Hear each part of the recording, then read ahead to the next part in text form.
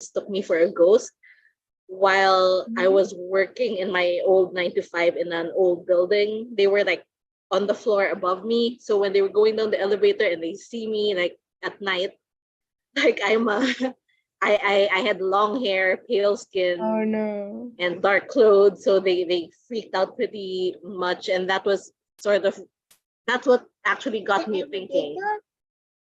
Oh, I'm gonna They write actually it down. got me thinking, yeah, they got me thinking into writing a ghost as a protagonist, which is why the girl from the well was born. Interesting.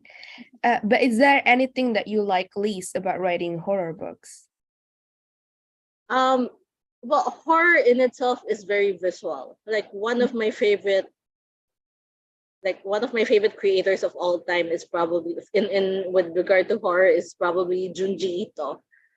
And he did a lot of like manga series called, some of them is like Spiral, I think is the one he's best known for. And he does these very visually grotesque body horror that it's the kind of manga that I really really like. But the problem is you can't really translate it as well when it goes down to writing. Like seeing things visually is one thing, writing it down and trying to make it as as horrific as what you see visually is a very difficult thing to do. So that's something that I'm constantly trying to improve upon myself, but I Mm, do enjoy the process all the same. I see. That's interesting. You mentioned about having inspirations from real or mundane things to write about horror stories or to build your fantasy world. Are there any other inspirations that you take from your real life or your real world, that you incorporate, perhaps your uniqueness that you always incorporate in your stories? I I tried to I tried to use some elements of my own life experiences into the book because that's the one that I know best. So that's the one that I can more feasibly write better with. And like there's like other things that I pick up on that eventually finds its way to my books even without me not having thought previously Mm. about it until I've already written it now. Like with the Bone Witch, the whole concept of like a girl raising her brother from the dead was actually based on my own life, where I had a brother but he did not survive before. Oh, I'm so sorry. He passed away before I was born.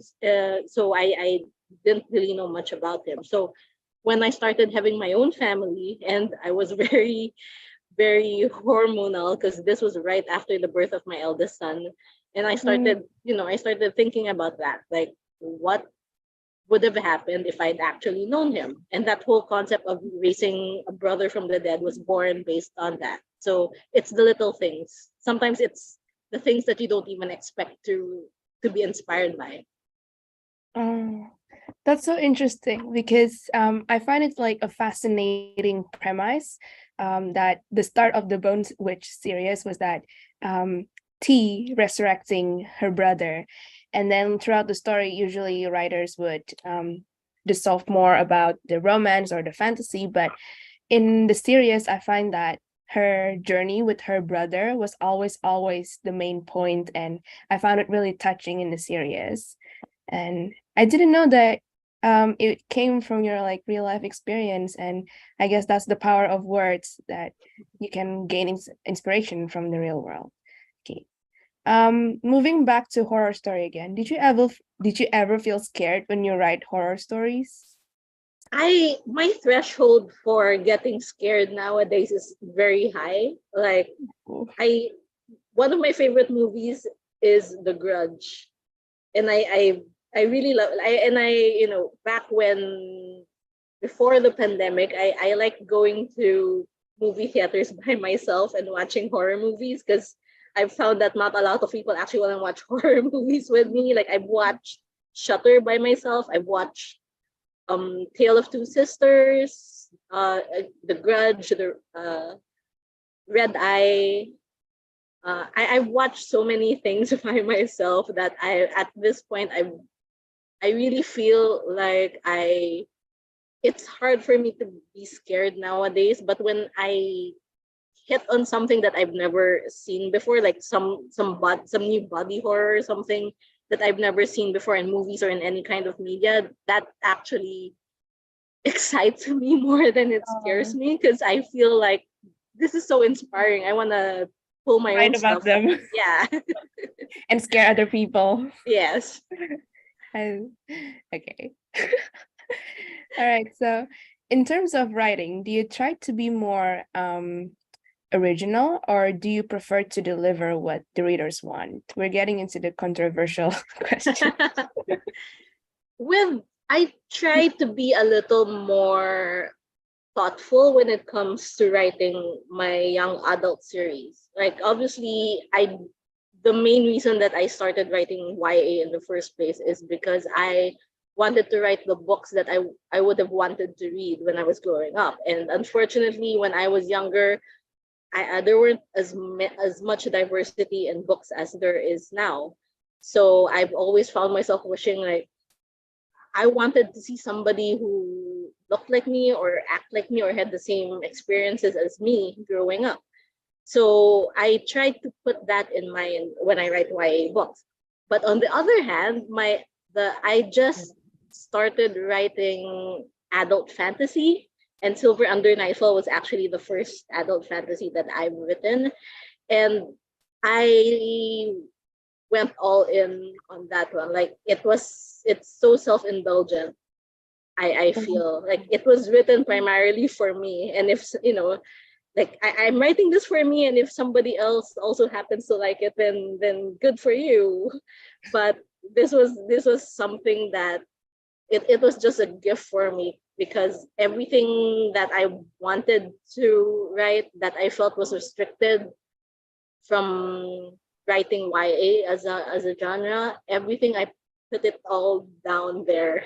And I really enjoyed the whole writing process. Like, I normally hate the middle point of the writing process. Like, I feel like I can never finish.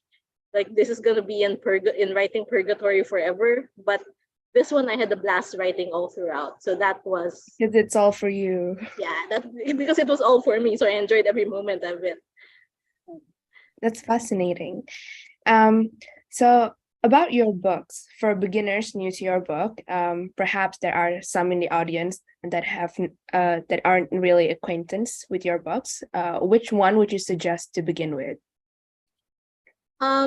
If you're looking for my YA series, I think most people would recommend The Bone Witch, and I would concur with that, because I guess more people know me with The Bone Witch more than any other book. But if you're also into horror, I really also would like to suggest The Girl from the Well, because for sentimental reasons, like, it's the first book I ever had published, so I feel really especially attached to The Girl from the Well, and it has that kind of, like, psychological horror that I like, and that I wish there were more of in the YA sphere. But if you would like to know me as a person, I would suggest Silver Under Nightfall, because it is basically, a slightly pathetic, slightly as holy protagonist. That is me. So Oh, so did you write about yourself truly as the an protagonist? aspect of me, like, Oh, enough that I could recognize aspects of me, but as a whole, Remy, who is my protagonist in Silver Under Nightfall, is very sort of idealized. It's less of me. He's less of me and more of somebody that I hope to be someday. or perhaps Yeah. the protagonist is actually you, but you haven't realized it yet. No. No? Okay. So I have more. I have some ways to go. I have more improvement to do. all right. Okay. So to conclude, for young adults, we probably should start with The Bone Witch. But for new adult, to know you better, maybe Silver Under Nightfall, and for the horror stories, The Girl Under the Well. Girl from the Well. Yes. The Girl from the Well. Okay. It's interesting. I read The Bone Witch. I loved it. Thank you. I just finished it today and I was like, I was so glad at the ending, but that's kind of spoiler. So So moving on, which book was the most challenging for you to write and why? Well, I would say the Bone Witch again, just because I had deadlines pending, and the deadlines happened to go right a little after I had my first kid. So in between, like taking care of my kid and staying up for the night, and then once he's down, I put him down to sleep. I spend most of it writing the book. I don't actually remember most of my writing process when it came to the Bullwitch, because I was so out of it. Like, I was so tired, and I barely had any sleep Eating at all the all. ramens. Yeah, and eating all the ramen, which was my only saving grace, I think, at that period. Like, the only thing that was keeping me going. Like, if I finish this, I can eat ramen, or if I finish this chapter, I can treat myself. To those of you who don't know, Rin actually thanks the ramen and the ramen creator and Japan itself in her series for helping her to go to writing this series, and I thought it was really funny. But then the book goes angsty, so anyway. So do you think that the Bone Witch was also harder for you to write, because you did say you kind of catered to the audience a bit with the young adult books you write? I think it was also the first time where I really experimented when it comes to like timelines. Because with the Bone Witch, it's set in two timelines that eventually diverges in the third, that eventually like comes together in the third. And trying to make sure that each timeline has its own steady pace. Each of them has enough interesting things going on with it, so that no one gets too bored with one aspect. And trying to figure out how to dovetail it all and make all the plot points with both timelines sort of fit. I feel that was the hardest part. And again, I did it while I was taking care of my kids. So it was like I gave myself a handicap, I guess. I see.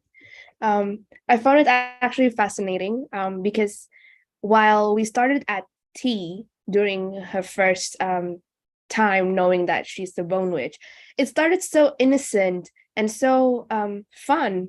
But then you hinted like all the angst, all the sadness on the other timeline. And I was like, okay.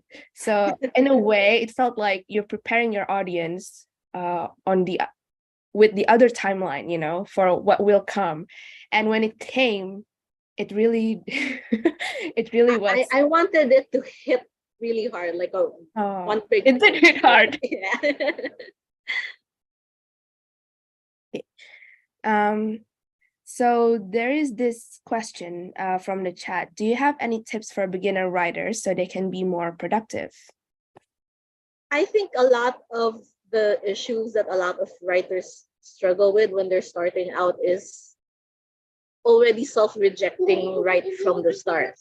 Like, you, that I mean, at least that's how it was when I first started writing. Like, halfway through, I'm already thinking, oh no, this isn't worth it. Like, this book isn't good enough. I'm never gonna finish it.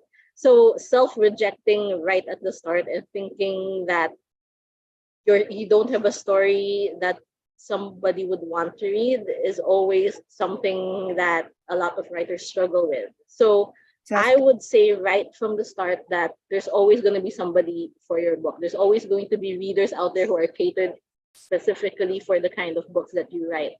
And unless you go and finish, and unless you you have to finish it, or else you're never going to find those readers. And I mean, don't worry too much about word count. It different strokes for different folks. So if you feel like you can only write a certain word count per week, that's what you strive for, and ignore everybody else who's writing more or less than you, because it has to be at your own pace. It has to be what you are most comfortable with, because the more comfortable you are with your writing, the easier it's going to be to finish. I see. Thank you for the advice. Also, for everyone, if you have questions for Rin, you can ask them on the chat also. If you have not asked them previously when we asked you guys about questions. Anyway, there was also this question from Kim. Seeing that you enjoyed writing Silver Under Nightfall and Nightfall so much, does that mean you're going to continue writing in the adult category later? Oh yeah, the most definitely, yeah. Like I'm already contracted for my next one, which I can't really say much about, but it's You can't I even give us a hint on your next project? it's gonna go back. It's gonna fall back more into subverted fairy tales, I think. I'm not sure if this book that I'm talking about is gonna be the next one, or if my editor is gonna favor another idea that I had in mind. But the one that I've been hoping to start writing on soon is I pitched it as a cross between fairy tales and the Untitled Goose Game. If you're familiar with that video game where that there's that goose that goes around and his whole objective is to annoy all the humans. Yeah, Oh, I pitched it that way. So that's something you can look forward to, I guess. that's so interesting. At least tell us this. Would you be writing more about you again in the next book? I feel like most of the protagonists that I write has some aspect of me in some way, like some more than others, some a little bit less. But I try to start out my writing my protagonist in a way that I try to understand them first and foremost, and I can't do that without you know, So understanding aspects of them that I also see in myself. So that's where I start with. I see. There's another question. How did you get into writing? Oh, that's hard. That's hard to explain because ever since I was little, I've always wanted to write. Like I started reading at a very early age. Like I was around I think 3 or so when I was already reading, and like I've told people before, but my first adult book was when I was around 6 or 7 years old, and it happened to be The Pet Cemetery by Stephen King. And Mhm. my parents were not necessarily happy with that, but they eventually did allow me to read more books that I wanted, as long as I could, I could understand the concepts and I don't get scared. So You don't get scared it easily. I didn't get scared. I thought Pet Cemetery at first was about a cat. Like in a way I was right, but in a way I was also wrong. So I do think that, I mean, I've wanted to be an author for so long, so it's hard to explain how I wanted to be an author, how I wanted to get started as an author. So, since you know, ever since I was a kid, I guess is the right answer for me. It just felt right for you. It felt right. Yes. I think it's right too because I love the book. Thank you. Also, for probably a question for writers wannabe, do you think every new writer should write with catering the readers first and then writing about pieces of us? Or do you think there is no rule at all? Or is there any tips and tricks for new writers? There really is no rule at all. Like nobody's looking over your shoulder when you start out telling you what to write, right? It's it's really just you and what you feel would make a good book, and what you feel is the genre or a theme that would best showcase the book that you're writing. So I mean, on a very like prudent side, I would say something like write your first draft for yourself and then Mhm. edit for your targeted audience. Like Mm. that is, I guess, for me the most feasible way for you to probably get an agent.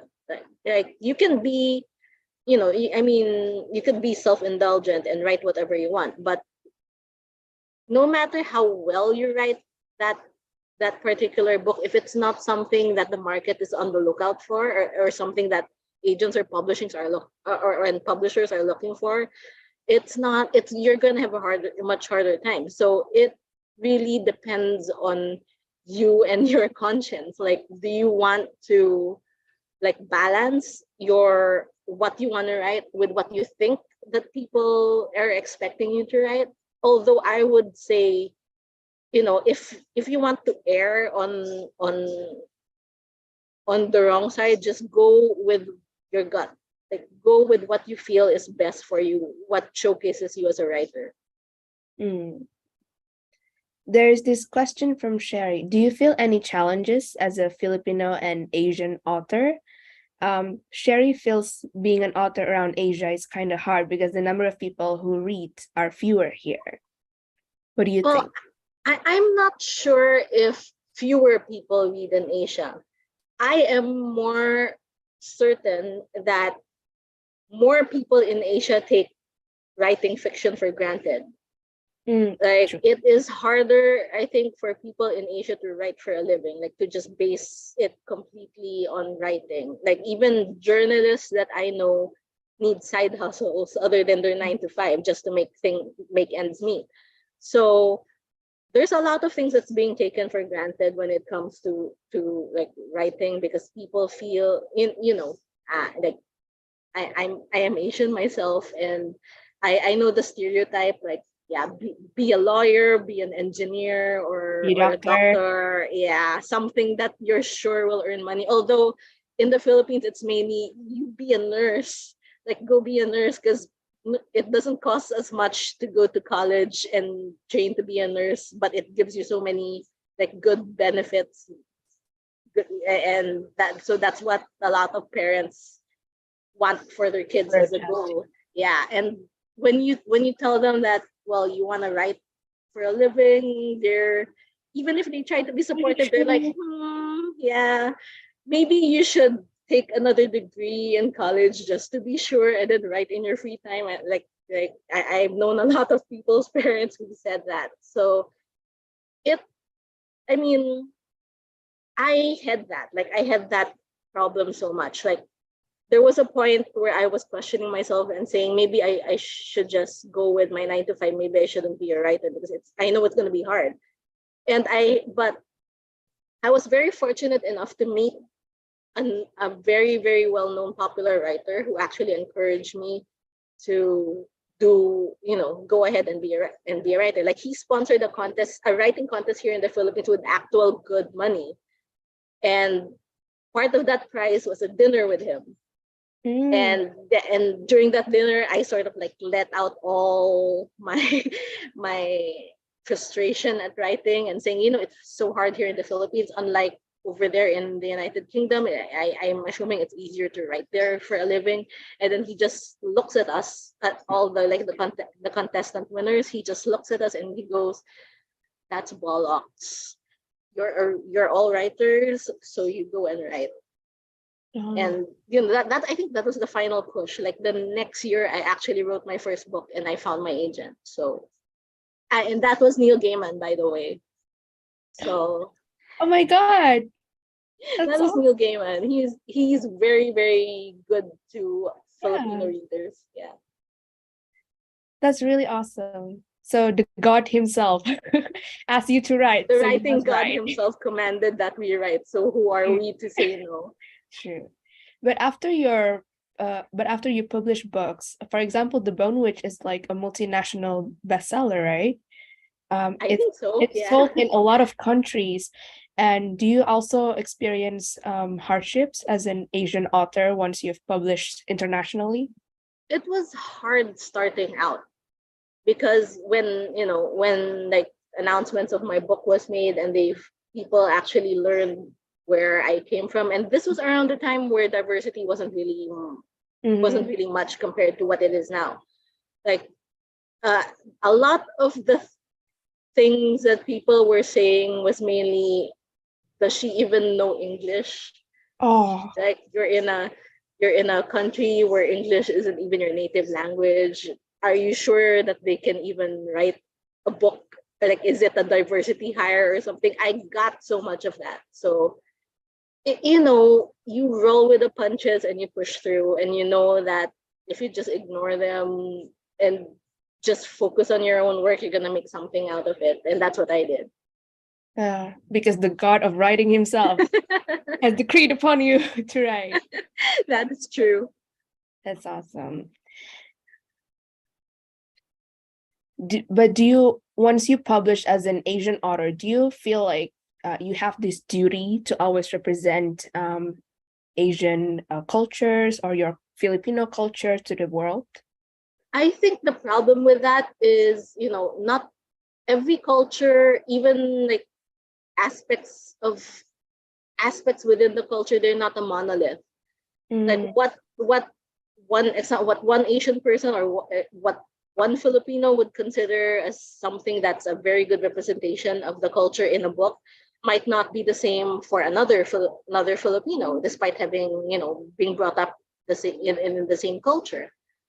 And that's where a lot of the problems I feel lie, because if if I'm the only Filipino writer with a book about Filipino themes or Filipino issues out there, it's hard for people. It's hard that I get pigeonholed into being so many things for so many people. That in the end, it's it the what should happen is that there would be more Filipino writers writing their own things, writing their own takes on their own cultures if they want to. Like if they don't want to write about Filipino culture, they want to write about, like, I don't know, aliens or something with nothing to do with being Asian, that should be fine as well.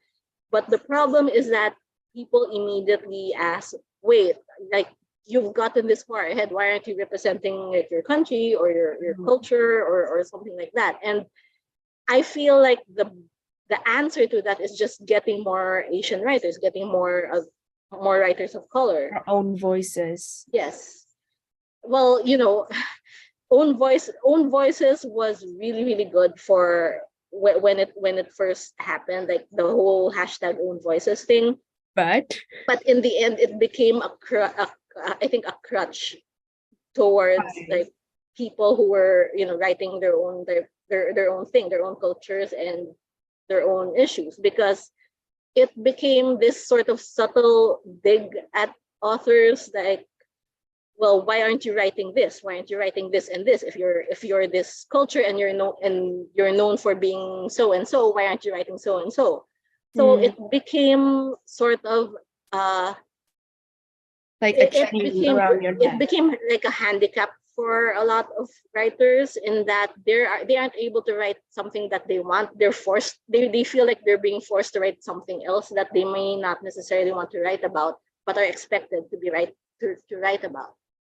So, I mean, I love the idea of own voices, but I don't like it when it's being parsed through non-POC people. Mm, I guess that's the best I can say. true. I mean, because of the own voices, there are a lot of book authors controversies now. And although they are heated, but I feel like some of them are just like restraining authors, you know? I think the tipping point for me when it came to own voices was when somebody was arguing own voices as a vegan. What? Yeah, and Vegan? at that point I was like, okay, I'm logging out. I am so done with this. My So, and brain. that was just one. That was just one of many other things that happened. And I said, I'm just gonna put my head, I'm just gonna look at my own paper, I'm gonna do my own work, and I'm not gonna like look at anybody else's anymore and just focus on what I do best. That's a great advice. Um, do you have recommendations for your favorite readings, maybe, or books that you think we all should read? Maybe one of your books too. Uh, I was at Source Books actually was always very good at sending me some books that they think I might like. And for October they have this thrills and chills sort of celebration where they select like books that are creepy and spooky and try to promote that during the month. And they also send me like a stack of books for me to Mm. read and enjoy. And I haven't actually gotten much headway with a lot of them. Like I've only read one book. I've finished one book so far, but I really love it. It's called We Don't Swim Here by Vincent Tirado. It is excellent. It's about without giving too much away, it's about something that's in the water. and is sort of hunting people. And it's like monster jaws, monster like monsters meets jaws, or something to that effect. It's excellent so far. I really like it. Okay. Thank you for the recommendations, Rin. I'm afraid time's up. Thank you for coming today, and thank you for answering all the questions. We would love for you to keep writing, as the God Thank Neil you. I Gaiman hope himself so. said.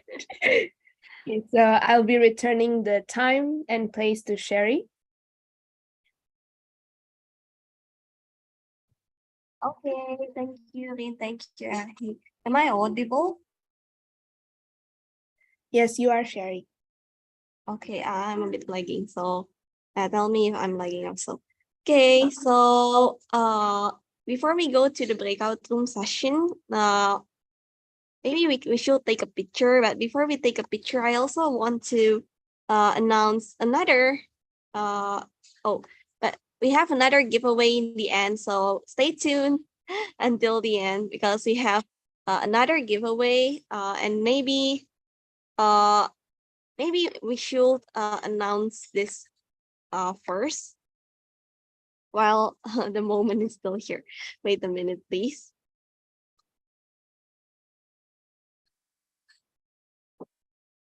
Can you see my screen?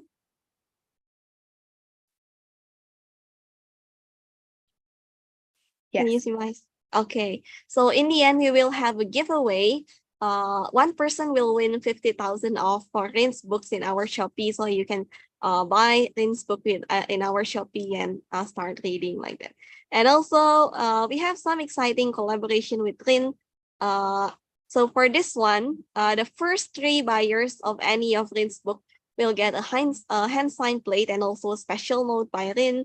This is so special. So and if you buy at our Shopee, and only for the first 3, we'll get the hand signed plate like that. And this is a special note, but it's still blurred out, so it's a secret that you will get later. And for readers who buy any of Rin's book until the end of November, we'll get a special note from Rin. This one, it will be printed out and sent to you by us. So you can check the books in our Shopee, the Matthew Book Club. This one. Okay, make sure that you are the first 3 buyers so you get a hand signed plate like that. Okay, and for the giveaway, it will happen in the end, so please stay tuned till the end. Okay, maybe we should take a picture first. Can you open your camera, everyone? Okay, we see some exciting costumes today. So glad. Okay.